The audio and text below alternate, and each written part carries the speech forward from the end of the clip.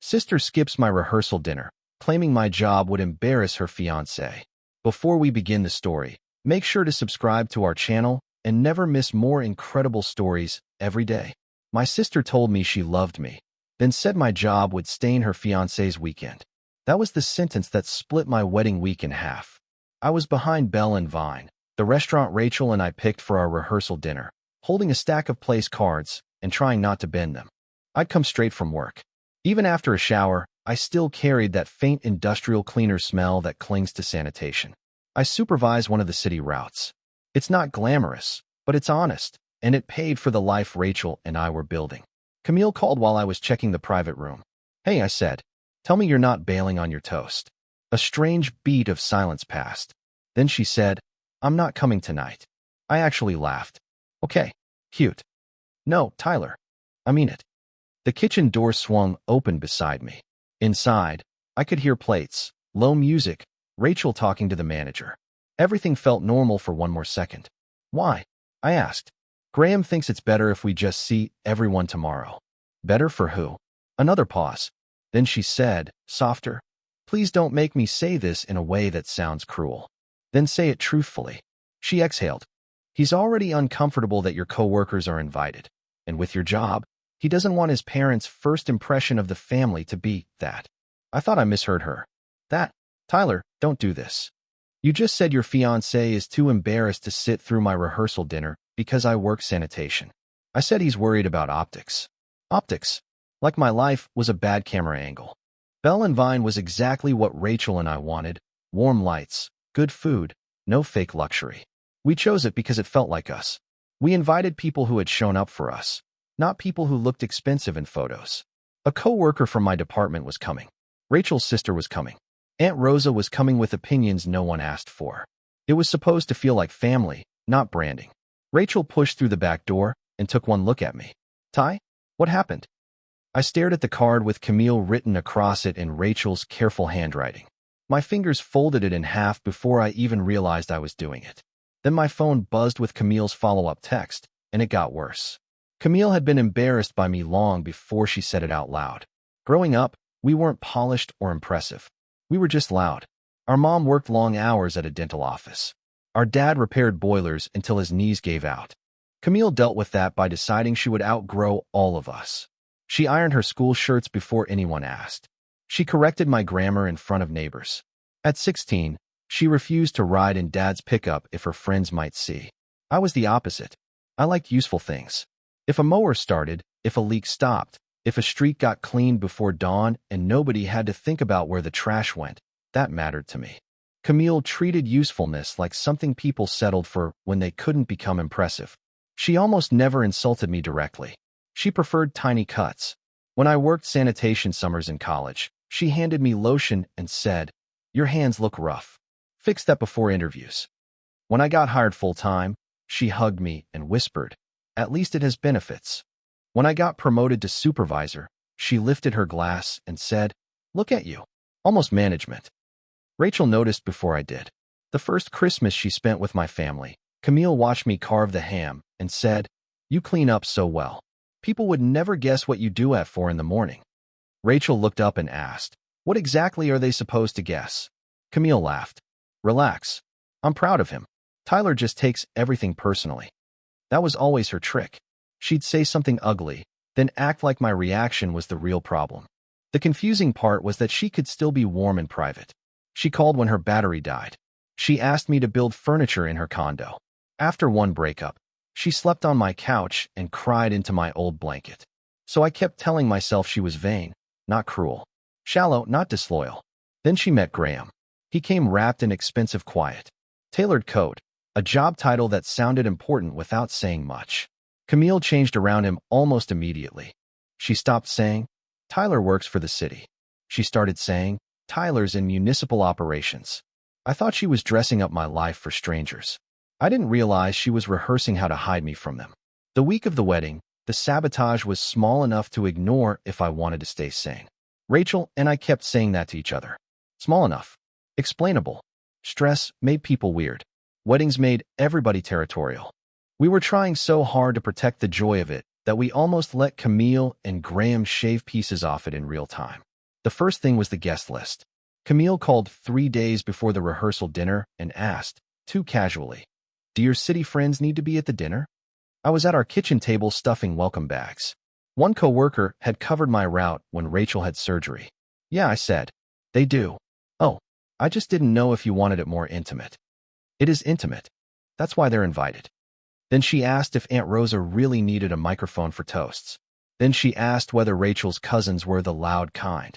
Then she asked if we were sure we wanted our street fair engagement photo on the welcome table instead of the studio one where I was in a suit.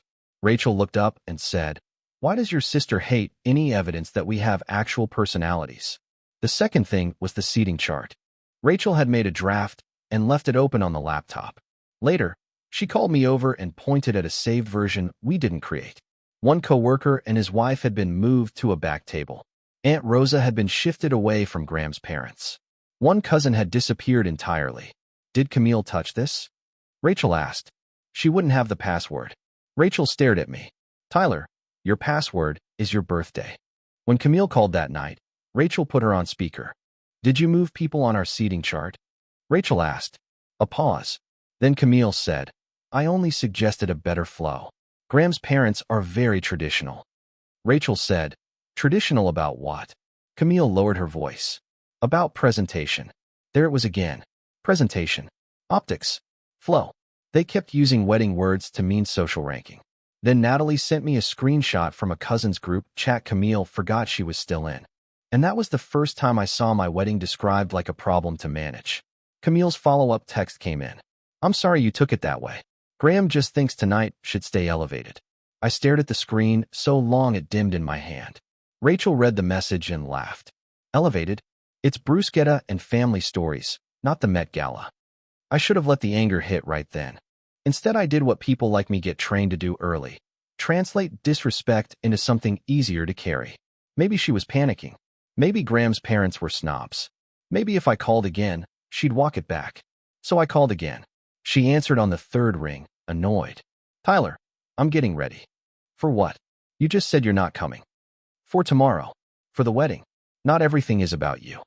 That landed harder because it was familiar.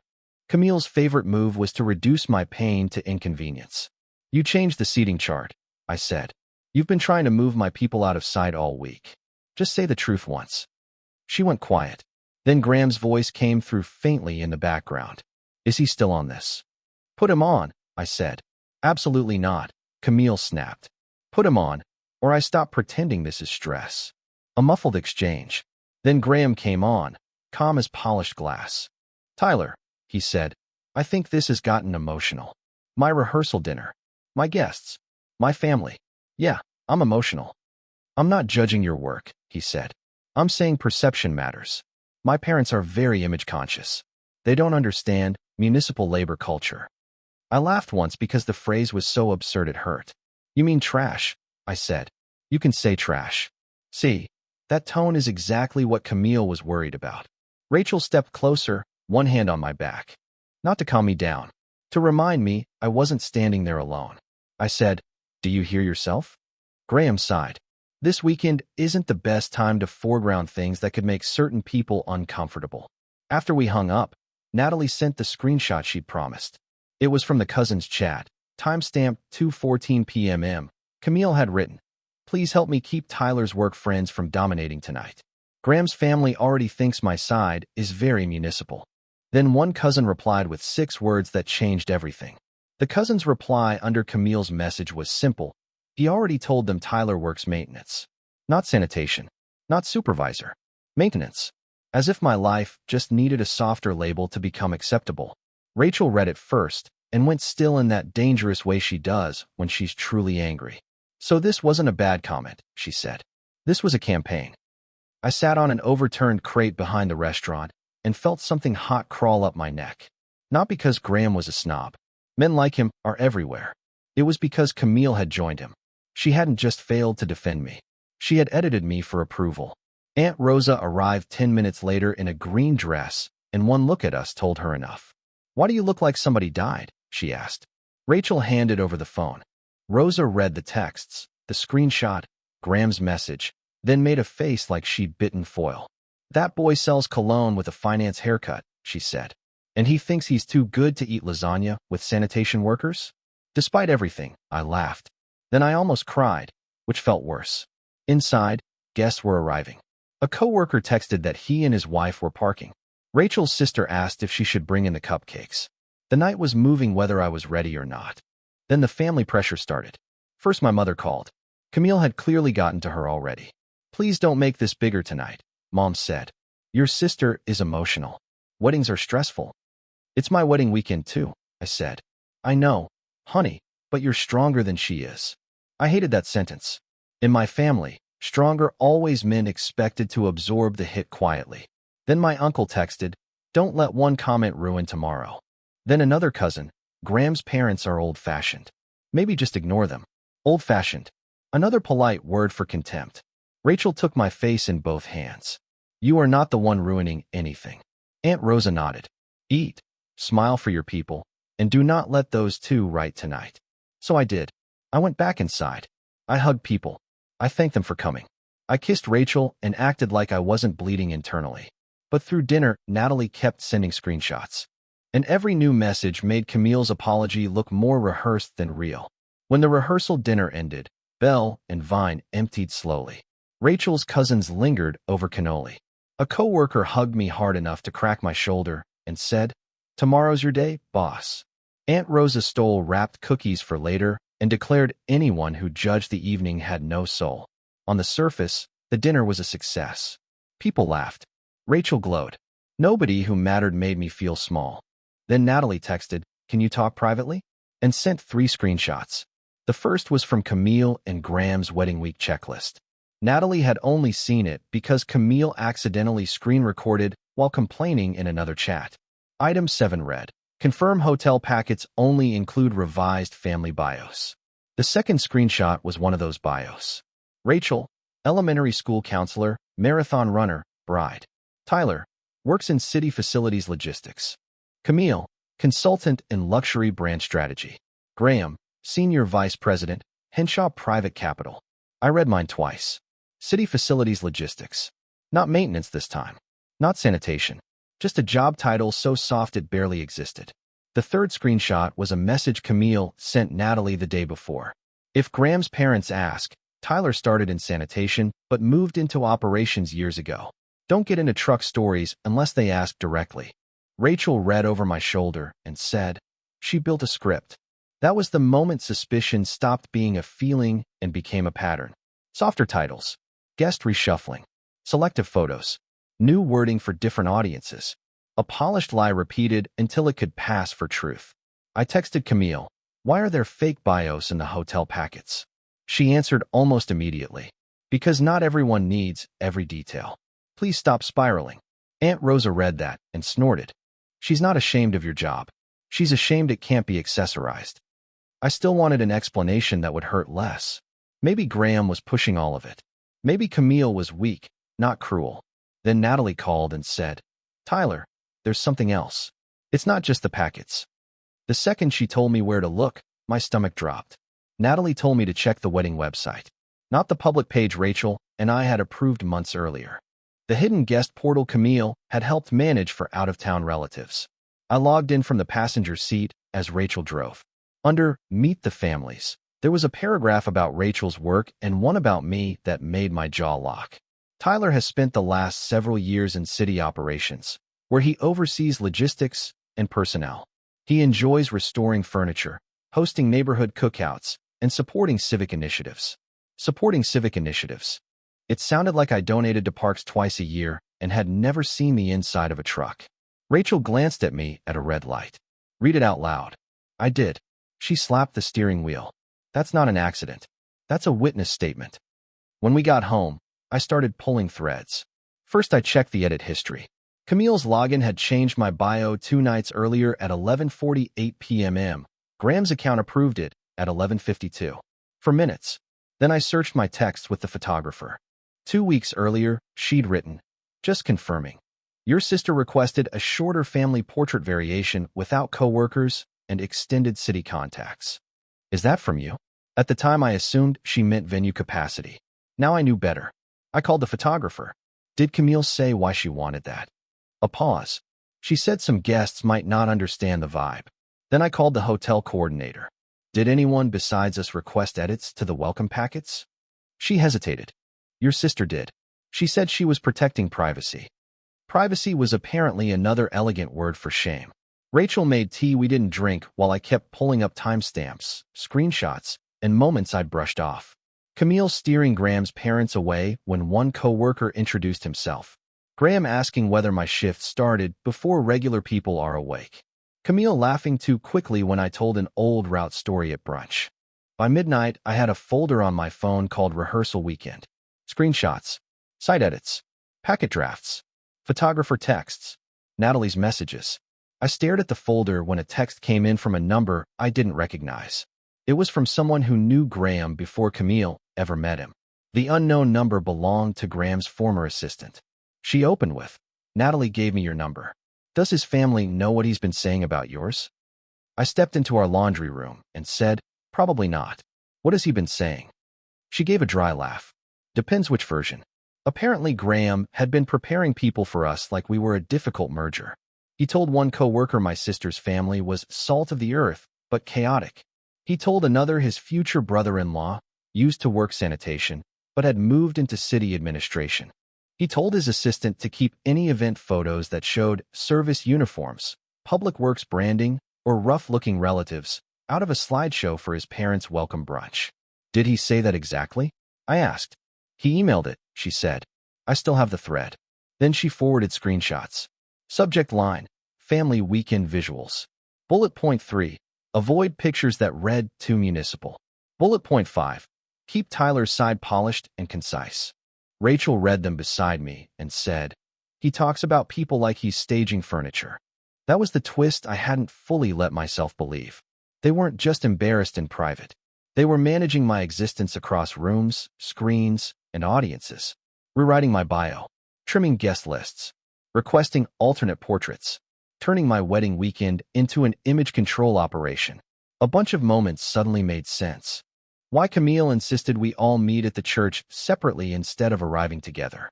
Why she kept discouraging one coworker from joining post-ceremony drinks. Why she told Rachel our old neighborhood stories were too inside baseball for mixed company.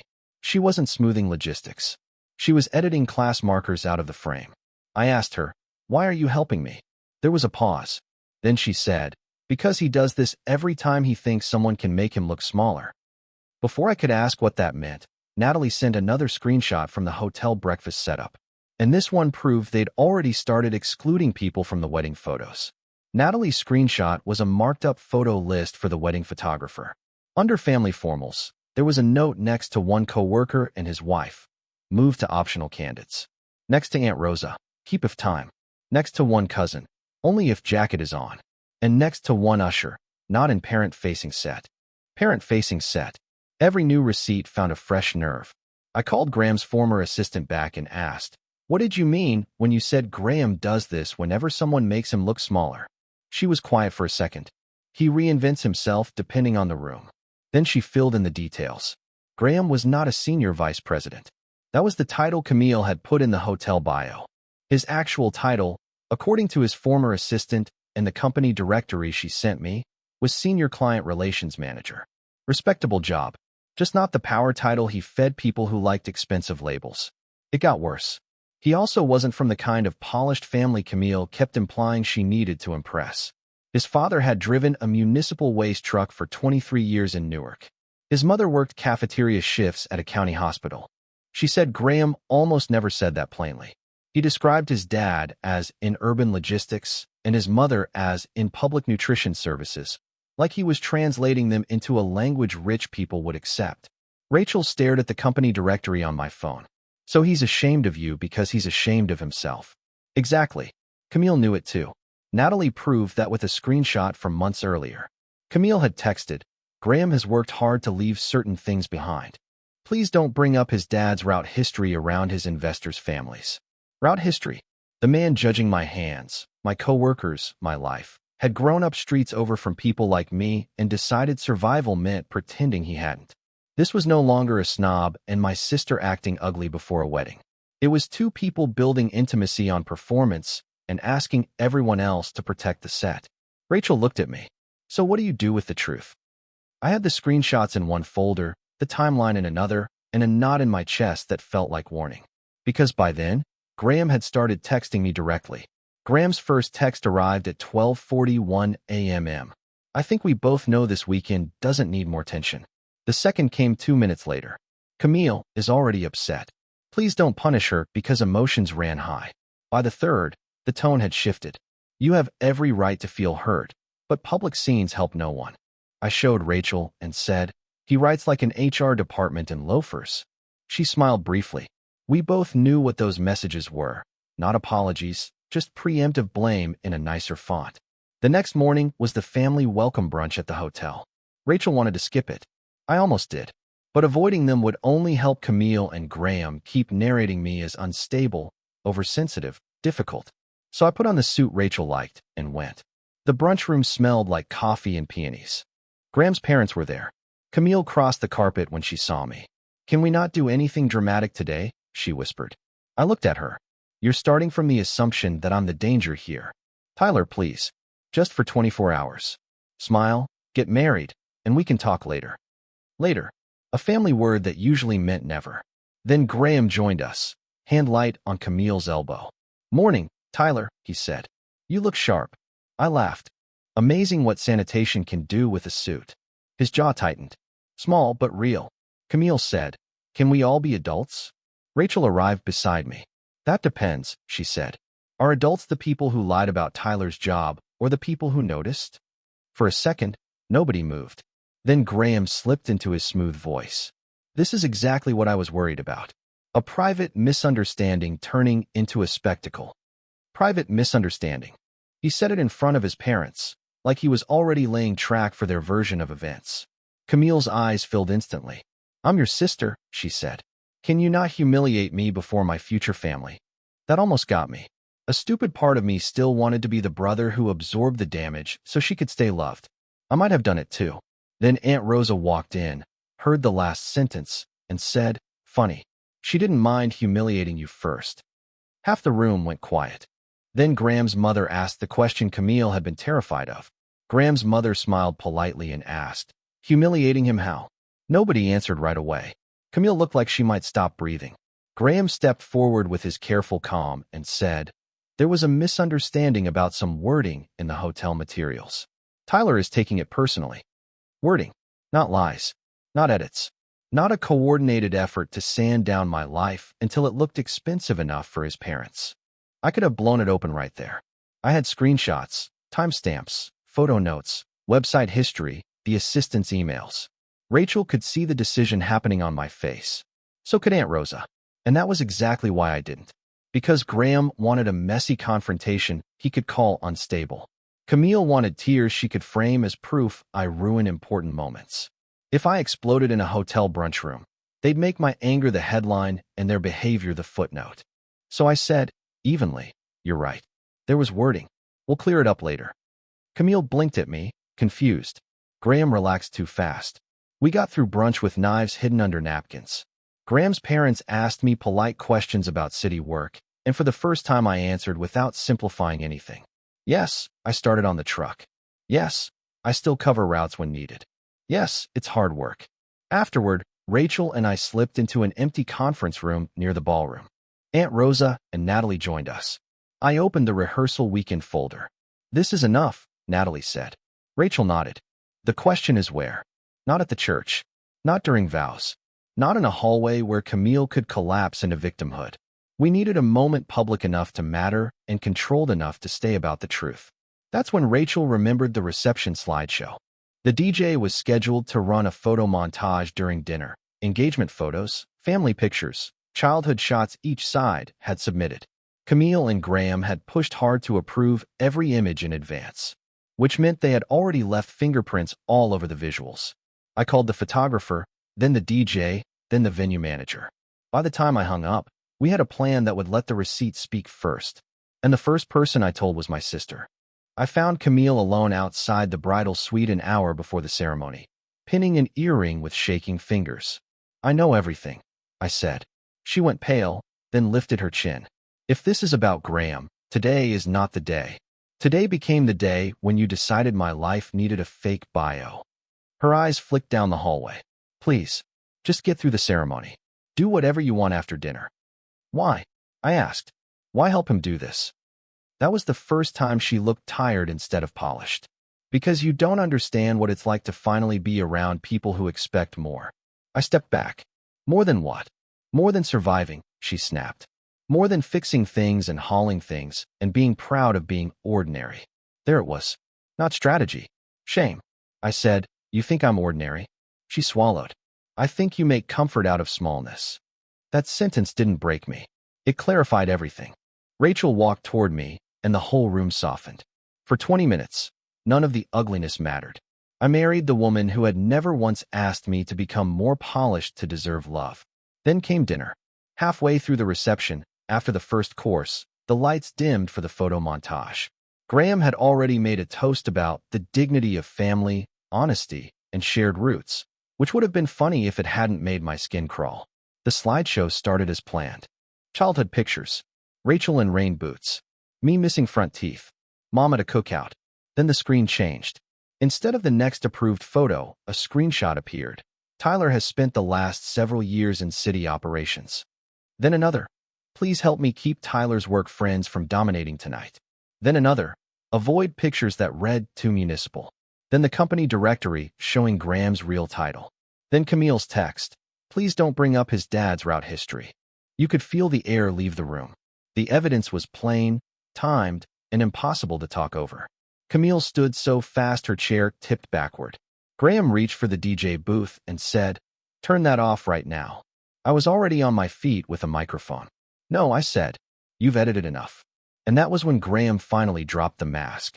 What came out of Graham's mouth first wasn't denial. It was, "This is unbelievably trashy." He said it into a room full of people who had just watched him crop my life into something acceptable. A few guests gasped. Aunt Rosa laughed out loud. Rachel's sister whispered, "Well, that confirms it." I raised the mic and said, "You used that word in every possible way except directly. Thanks for saving us time." Camille was crying by then, but not in the wounded way she had at brunch. This was panic. Graham's father stood first. He looked less angry than exhausted. "Is any of that false?" he asked. Graham tried to pivot. "This is a malicious presentation built to embarrass us during someone else's wedding. You edited his job," his mother said quietly, "and you lied about your own." "It wasn't a lie," Graham snapped. "It was simplification." You could feel people reorganizing him in their heads. Camille turned to me and said, "You could have talked to me privately."